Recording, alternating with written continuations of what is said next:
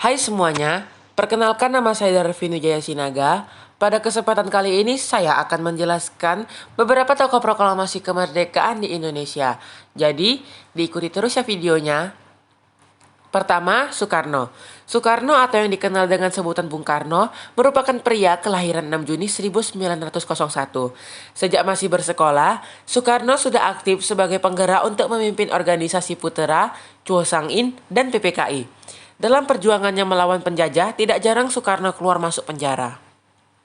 Salah satu peran penting Soekarno yang sangat berharga adalah merumuskan teks proklamasi bersama dengan Muhammad Hatta dan Ahmad Subarjo.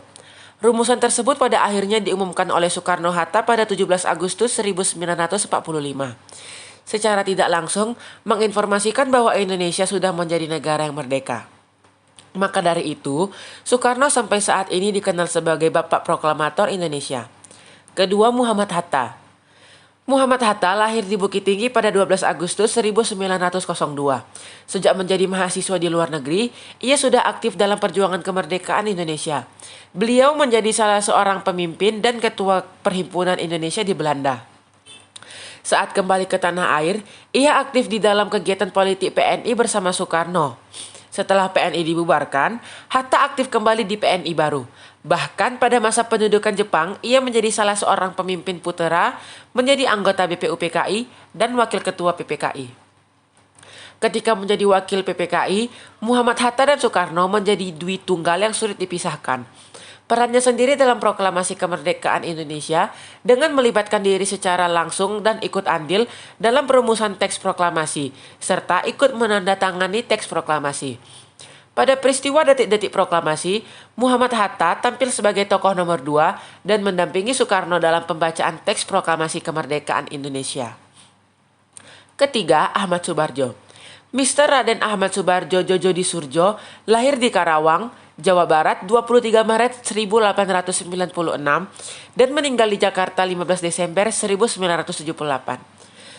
Mr. Ahmad Subarjo merupakan tokoh proklamator kemerdekaan Indonesia, seorang diplomat, dan seorang pahlawan nasional Indonesia. Beliau adalah Menteri Luar Negeri pertama di Indonesia dan memiliki gelar Mr. in de Rechten yang diperoleh di Universitas Leiden, Belanda pada tahun 1933. Ahmad Subarjo berperan dalam penyusunan konsep naskah proklamasi kemerdekaan Indonesia di rumah seorang laksamana muda Jepang bersama Bung Karno dan Bung Hatta. Keempat, Sayuti Melik. Lahir di Sleman, Yogyakarta 22 November 1908 dan meninggal di Jakarta 27 Februari 1989. Muhammad Ibnu Sayuti atau biasa lebih dikenal dengan Sayuti Melik, ia sebagai pengetik naskah proklamasi kemerdekaan Republik Indonesia. Beliau juga merupakan suami dari Surasti Karma Trimurti yang bekerja sebagai seorang wartawati dan aktivis perempuan pada zaman pergerakan dan zaman pasca kemerdekaan. Peran beliau dalam membantu perjalannya ke proklamasi kemerdekaan adalah dengan mengetik naskah proklamasi yang disempurnakan dari tulisan tangan Bung Karno. Kelima, Soekarni. Soekarni Kartodiwirjo lahir 14 Juli 1916 dan meninggal 7 Mei 1971. Merupakan salah satu tokoh proklamator kemerdekaan Indonesia. Gelar pahlawan Indonesia Soekarni disematkan oleh Presiden Joko Widodo pada 7 November 2014 kepada perwakilan keluarga di Istana Negara Jakarta. Soekarni berperan dalam proklamasi kemerdekaan dengan mengusulkan agar teks proklamasi kemerdekaan Indonesia ditandatangani oleh Bung Karno dan Bung Hatta atas nama bangsa Indonesia. Keenam, BM Diah. Burhanuddin Muhammad Diah lahir di Kutaraja atau yang kini dikenal dengan Banda Aceh 7 April 1917 dan meninggal di Jakarta 10 Juni 1996. Burhanuddin Muhammad merupakan seorang pejuang kemerdekaan, diplomat, tokoh pers, dan pengusaha Indonesia. BM Diah berperan sebagai wartawan dan bertugas untuk menyiarkan kabar berita bahwa Indonesia telah merdeka ke seluruh penjuru tanah air pada proklamasi kemerdekaan. Ketujuh, Latif Hendraningrat. Raden Mas Abdul Latif Hendraningrat lahir di Jakarta pada 15 Februari 1911. Merupakan seorang prajurit pembela tanah air atau PETA. Di masa pendudukan Jepang, Latif aktif dalam militer yang didirikan oleh Jepang dan tergabung dalam organisasi tentara pembentukan Jepang, pembela tanah air atau PETA.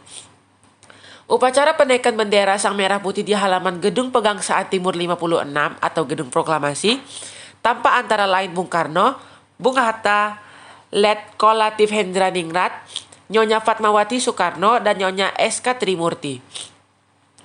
Latif Hendraningrat termasuk orang yang mempunyai peran dalam peristiwa bersejarah ini. Latif adalah orang yang dipercaya mengamankan lokasi sebelum acara pengibaran bendera dimulai. Ia menempatkan prajuritnya di sekitar pegangsaan dan mengamankan jalannya acara penting itu. Yang terakhir, Fatmawati. Fatmawati yang bernama asli Fatimah lahir di Bengkulu 5 Februari 1923 dan meninggal di Kuala Lumpur, Malaysia 14 Mei 1980. Di balik peristiwa bersejarah proklamasi kemerdekaan Indonesia, ada kisah Fatmawati, istri Soekarno yang juga memiliki peran penting saat itu. Fatmawati menjadi tokoh yang berperan sebagai penjahit bendera merah putih. Saat itu, Soekarno bersama tokoh lainnya sedang mempersiapkan peralatan yang akan digunakan untuk momen pembacaan naskah teks proklamasi. Ketika Fatmawati keluar dari pintu rumahnya, ia tidak sengaja mendengar teriakan bahwa bendera Indonesia belum ada. Lalu, Fatmawati yang saat itu sedang hamil tua mencoba untuk menjahit bendera Indonesia. Untuk menjahitnya, Fatmawati memanggil Khairul Basri untuk menemui Shimizu yang merupakan pimpinan barisan propaganda Jepang Gerakan 3A. Shimizu pun bertemu Fatmawati sambil membawa kain 2 blok berwarna merah dan putih. Kain itu dijahit Fatmawati di ruang makan dengan kondisi fisik yang cukup rentan. Ibu dari Guntur Soekarno Putra itu menghabiskan waktunya menjahit bendera besar selama 2 hari. Dengan menggunakan alat jahit tangan, bendera merah putih berukuran 2 kali 3 meter itu akhirnya berhasil dibuat. Sekian dari video saya. Apabila ada kata yang belibet atau kurang dimengerti, mohon dimaklumi. Terima kasih.